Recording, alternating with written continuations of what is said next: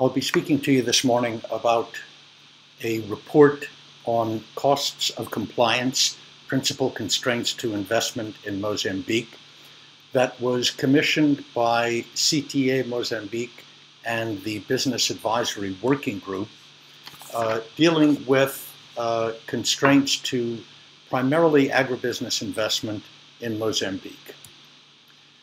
In terms of the organization of the presentation, I'll be speaking first of the investment environment with a specific focus on the case of agribusiness and looking at various constraints, including access to finance, access to land, regulatory burden, tax treatment, the economic context in Mozambique today, as well as a series of other constraints. I'll then shift to the impact on all of these constraints and on the environment in general of the conflict which is currently taking place in Mozambique, not only in the area of agribusiness, but also in the areas of transport and tourism. I'll then conclude with a series of recommendations. First of all, let me ask a question. Why does agribusiness investment matter to Mozambique? Well, there are several different features which make it important. First of all is employment. Within the agribusiness sector, for each $20,000 of new investment, there is a new job created. Second area of importance is agricultural trade. Over the past 5 years, exports of agricultural products have declined from Mozambique, while imports have increased. The movement of those two factors has led to a deterioration in the terms of trade of virtually $100 million each year over this 5-year period. The country's negative agricultural trade balance now stands at $600 million each year. A third area of importance for agribusiness investment comes in terms of the taxes which government is able to collect. Those taxes are generated by company profits, by payroll, by value addition, and by exports. Without agribusiness investment, there is no agribusiness revenue generation and no tax collection from agribusinesses. Finally, agribusiness has an important effect on community development. This comes in the form of direct contributions in the course of land acquisition, as employment for community residents, and as income for the smallholders who sell their production to these new agribusinesses. The agribusiness case I would like to discuss with you is focused on the 40 LOI companies who signed letters of intent with the Mozambique government beginning in 2013 to invest in different types of agribusiness activities. As I mentioned, there were 40 LOI companies since 2013, and in aggregate, they have scheduled $612 million for investment. Through the first 3 years of the program, only $153 million have actually been invested. That's about a quarter of the initial commitment. The consequences of these delays in investment activity are that this program alone is now 23,000 jobs behind schedule in terms of new employment creation. And in terms of the number of smallholders who would be reached under this program, there are 8.2 million smallholders who have not yet been reached because of investments that have not yet been made. There is, in the final case, also a risk, which I will discuss later, of disinvestment, which means that of the 153 million that has been invested thus far, a portion of that investment may actually be withdrawn from the company and reallocated to other neighboring countries in response to the conditions that have arisen here. The first specific investment constraint I'd like to discuss is that of finance, and it comes in two separate headings. First, there is a problem with investment capital. There is very little government help, if any, in identifying potential investment partners, be they foreign or local.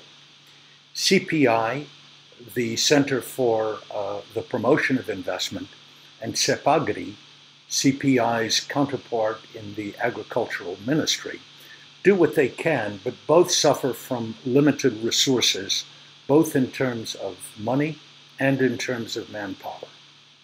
A second constraint on the financial side comes from working capital. There is no agricultural bank in Mozambique.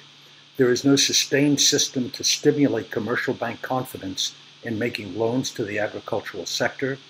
There has been slow progress on private credit rating agencies and slow progress on risk-based mobile finance regulations.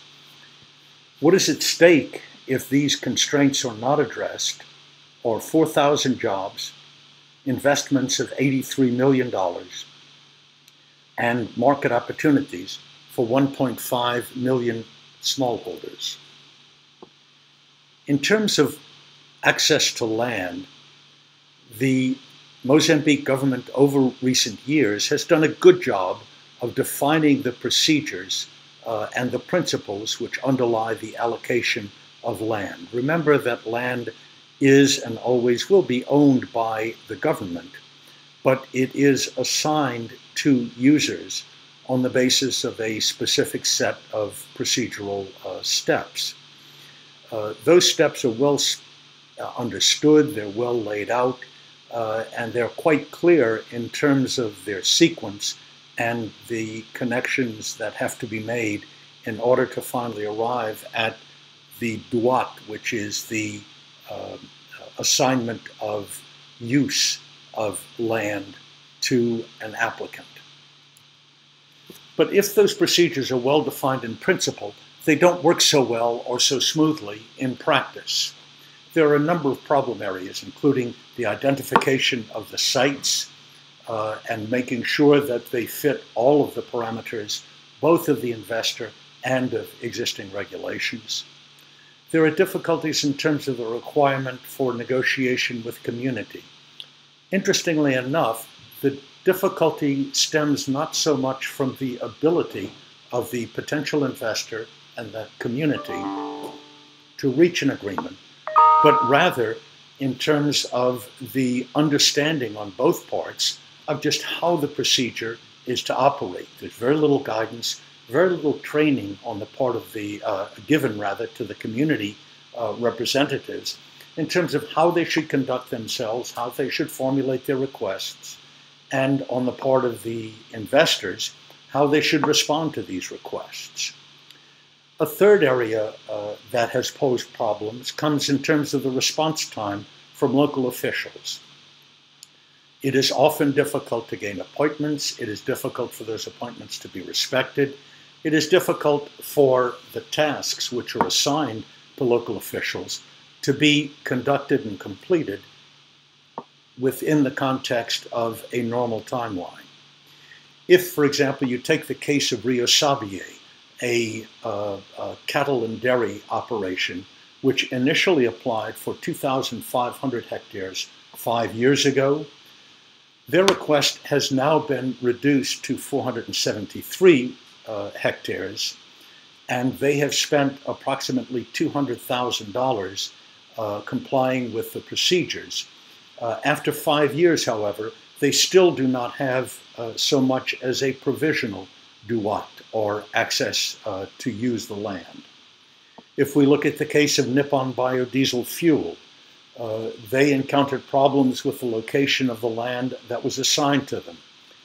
Unfortunately, these problems did not come to light until after the land had been assigned, after the community negotiations had taken place, and after Nippon Biodiesel Fuel had spent 200,000 meticais and 2 years of planning and facility design in preparing this land. They are now in suspense on this project until the utilization of this particular plot of land has been finally adjudicated by the Provincial Direction of Agriculture. These problems involved in land constraints have at stake 1,600 new jobs, investments valued at $32 million, and smallholder benefits that would touch 580,000 small farmers. A third constraint comes in form of regulation. Regulations have been simplified, and the timeline for meeting some of the requirements has been shortened. Much remains to be done, however, in terms of making this a user-friendly procedure. If we look at the case, for example, of Chikoa Fish Farm, a fish farm that is established in the Kaora Basa area, their task list that was prepared by one of their outside consultants includes 58 separate steps and procedures that must be met in order to comply with existing regulations. There are wide variations in interpretation of requirements, and these interpretations vary depending upon whether one is speaking with local officials, provincial officials, or officials at the national level. Agribusiness managers we have spoken with regularly report spending 30 to 40% of their own time on regulatory compliance activities. This is time that could better be spent in optimizing profit, optimizing business models, and in growing businesses and employment opportunities and smallholder opportunities across their communities. Fines are regularly imposed for any actual or perceived contraventions with any of the regulations that are in place. While generally small in their scope individually, on the order of 25,000 meticais, for example, at a pace of 2, 3, 4, 5 fines levied each week, they can add up to significant sums. This is what one person described as death by 1,000 cuts. There is no ultimate authority to whom investors can go in order to define proper implementation, to assist investors in complying with regulatory requirements, and to protect investors from abusive practices. At stake here are 2,300 new jobs, investments valued at $46 million, and new business opportunities for 836,000 smallholders. Tax constraints are an additional impediment to agribusiness investment. The largest of these centers on the value-added tax. There is a fundamental problem in the assessment of value-added tax in agricultural transactions. Smallholders, almost universally, are operating in the informal sector and cannot issue invoices which are viewed as valid for VAT purposes.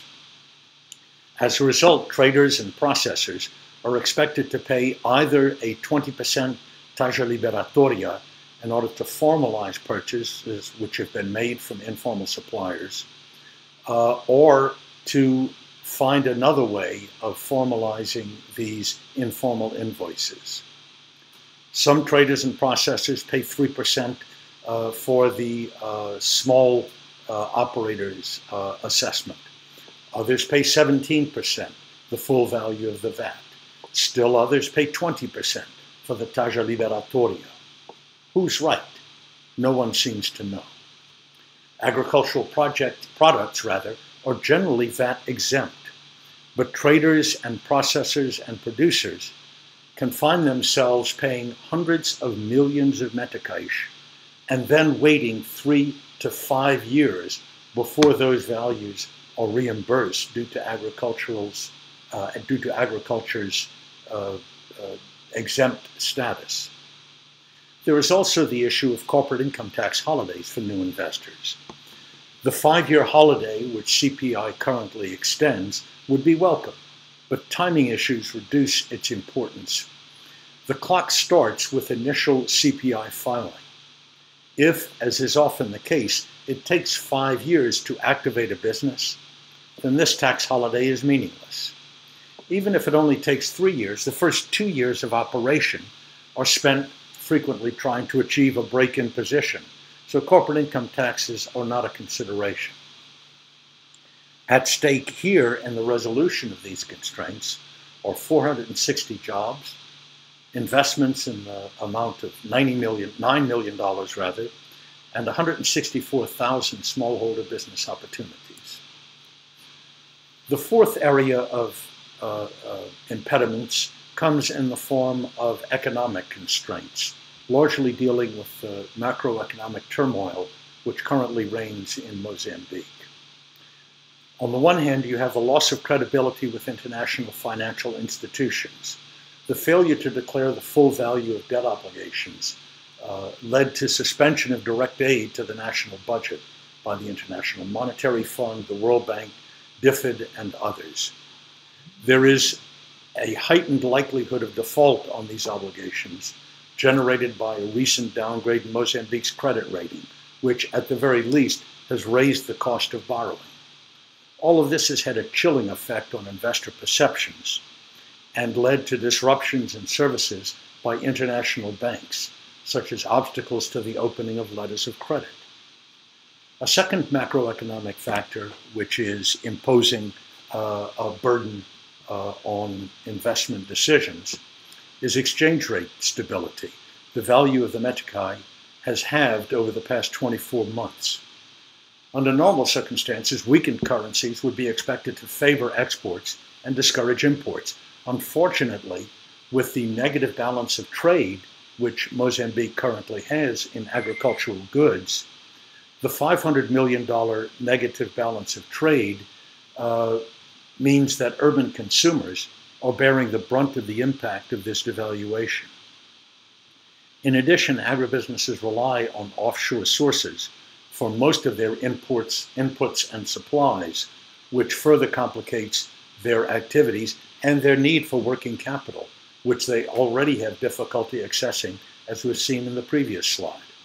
At stake here are 1,600 jobs, investment potential for $32 million, and 580,000 smallholders worth of investment or commercial opportunities. There are a number of other lesser constraints which in aggregate actually amount to a very significant break on agribusiness investment. There is the issue of the permit, or guia, and the requirements for interdistrict trade. There is the issue of donations of unimproved seeds to vulnerable farmers. Small savings in costs of seed by buying unimproved seeds can lead to yields that are 90% lower than hybrid seed. There is the question of Kudumba use at all ocean ports. Vessel schedules are not kept to provide convenience for exporters and users in order to access overseas markets. Grower organization is minimal, which makes it very difficult for agribusiness investors to easily access individual smallholders or smallholder groups. As a result, intermediation is rife, and the existence of 2, 3, 4, 5 levels of intermediation in between smallholders and agribusinesses means that there is a capture of margins which increase costs to agribusinesses and decrease revenues to smallholders. There are requirements for environmental impact assessments which are constrained by a very limited list of service providers who are authorized by the government to provide these assessments. In one particular case, an agribusiness spoke of an initial cost estimate it had received of $90,000 for an environmental impact assessment. This was well over double its anticipated first-year revenues, not margins, revenues. When he protested, the cost was immediately reduced down to the level of $45,000, which still was in excess of first-year revenues and led only to continued negotiations. There is the required use of dry ports in place of direct-to-terminal deliveries for containers containing agricultural goods. This resulted in a 58% increase in charges to one exporter from 46,000 meticais per container up to 72,000 meticais per container.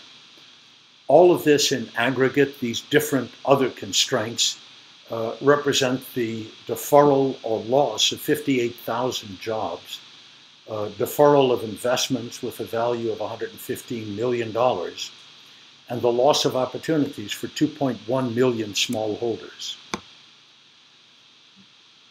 I'll now focus on the impact of conflict on three different areas of investment activity. First, agribusiness, then we'll speak of transport and tourism. In terms of the impact of conflict on agribusiness, there has been acute disruption to the normal north-south flow of agricultural goods. As things stand today, goods produced in the north generally remain in the north. Goods produced in the south generally remain in the south. The area that is most adversely affected, the central region, often cannot move its agricultural produce in any directions. We heard of a problem with day-old chicks, which were produced in the south and would normally go to the north. 1.6 million chicks were destroyed over an 8-week period in March and April at a cost of 40 million meticais, simply because there was no way of transporting these perishable goods up to their designated customers in the north of the country. The same problem operated with frozen chickens to such an extent that because of the cut in national distribution, 30% of poultry processors in the south have suspended operations. In terms of supplies and packaging materials from South Africa, many of the supplies for agribusiness companies throughout the country, but particularly north of the line of demarcation, now take weeks instead of days to reach their destination. In terms of tilapia fingerlings from Vilanculos to Cahora Bassa, this is a perishable commodity which whose useful life, if you will, whose mortality increases dramatically with each hour that is increased on the transit times. These transit times are now 2 to 3 days longer, leading to high mortality because of this conflict.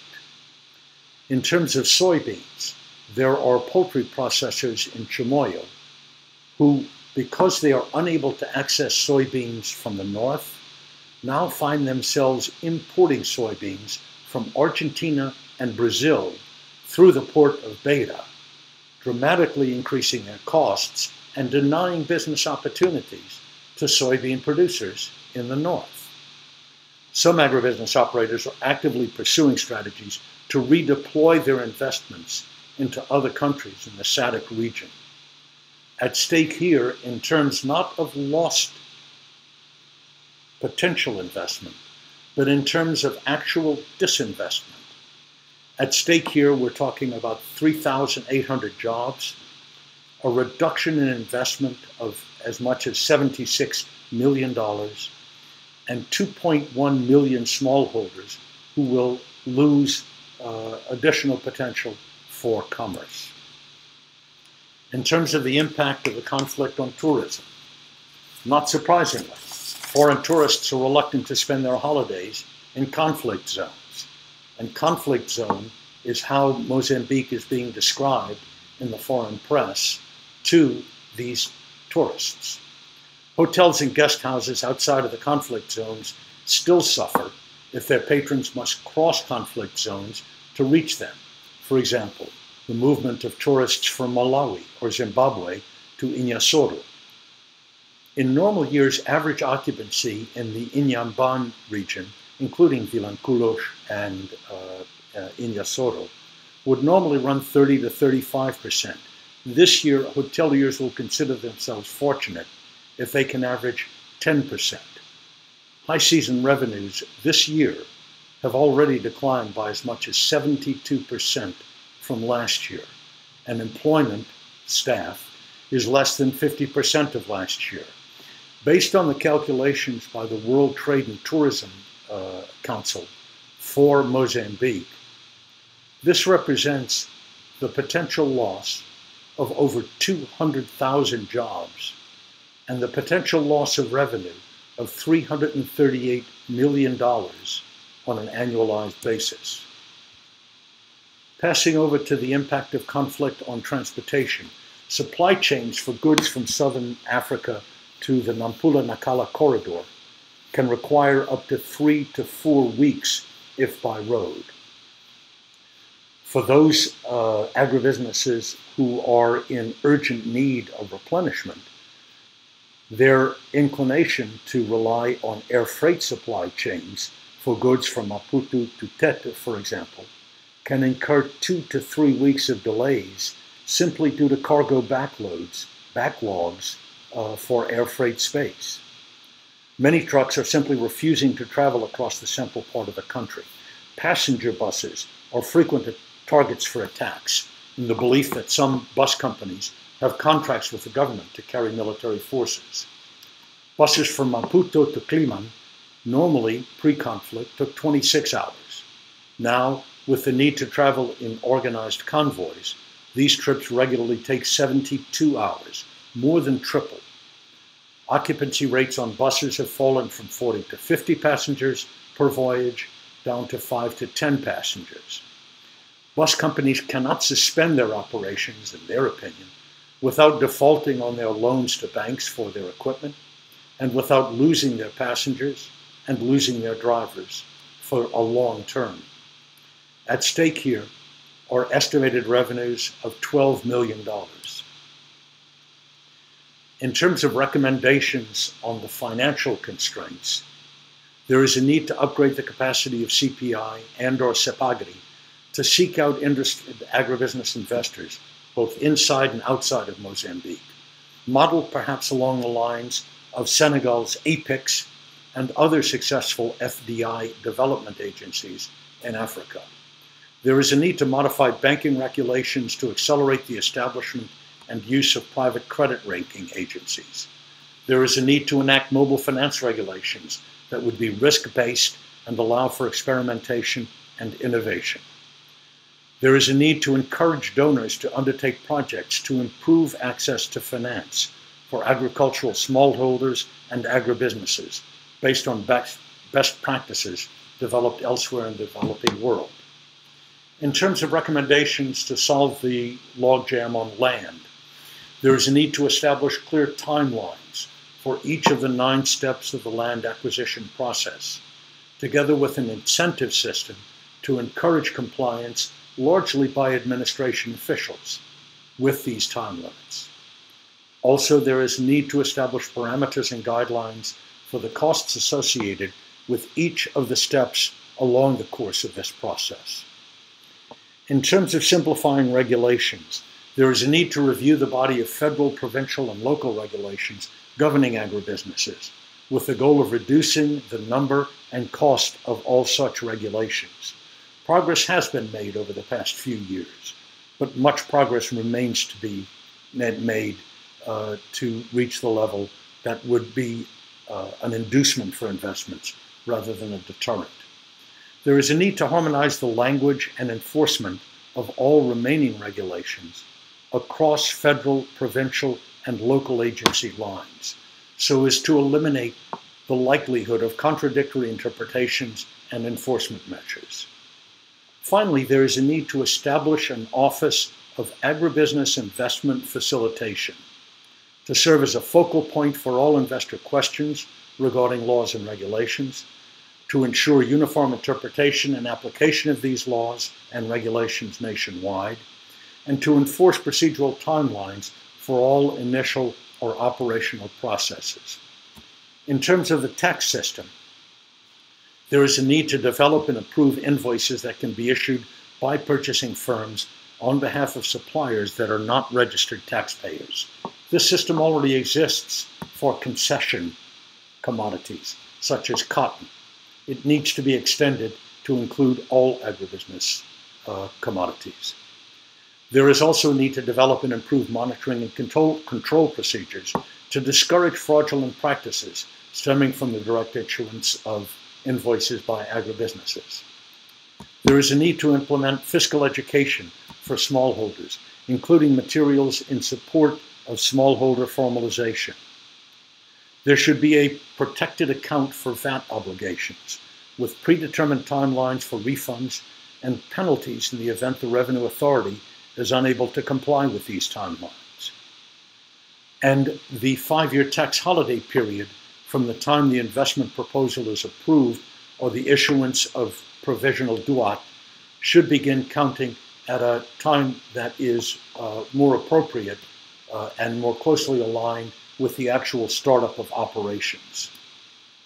In terms of economic stability, the government should publicly announce and emphasize its goals to achieve a stable metakash as quickly as possible and adopt the necessary policies to attain this goal. There is also the urgent need to engage in negotiations with donors pursuant to defining the terms for a resumption of budgetary support programs. In terms of the other constraints that have been enumerated, the permit requirements or GIA requirements should be eliminated for all interprovincial trade in agricultural commodities. Regulations should be tightened and their implementation should be improved to circumscribe exemptions to free distribution of unimproved non-hybrid seed. In cases where free distribution of seeds is warranted under existing regulations, donors and government should be encouraged to distribute improved hybrid materials in order to get the yields and productivity that farmers need. Kadumba ownership and management should be held financially accountable for equipment breakdowns, operator areas, and insufficient staffing, which lead to missed vessel sailings and delayed sailings on the part of steamship lines. Finally, no charges should be assessed where cargo is not actually scanned.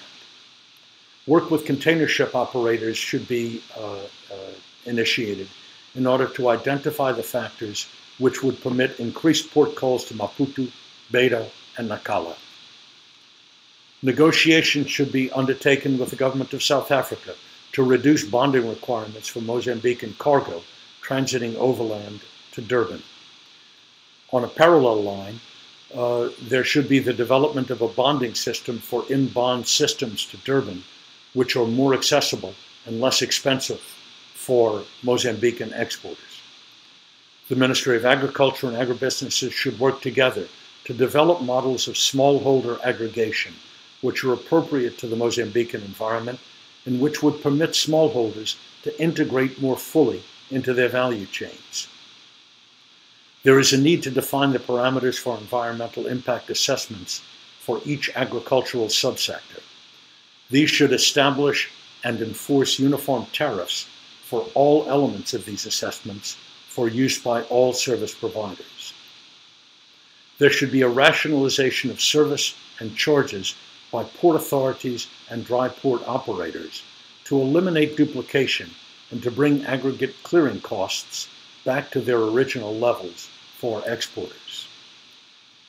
Finally, in terms of conflict, we can say nothing more than what was said by one of our interviewees as a way of resolving this tremendous obstacle to investment and indeed to continued operation. His answer was, "We need peace."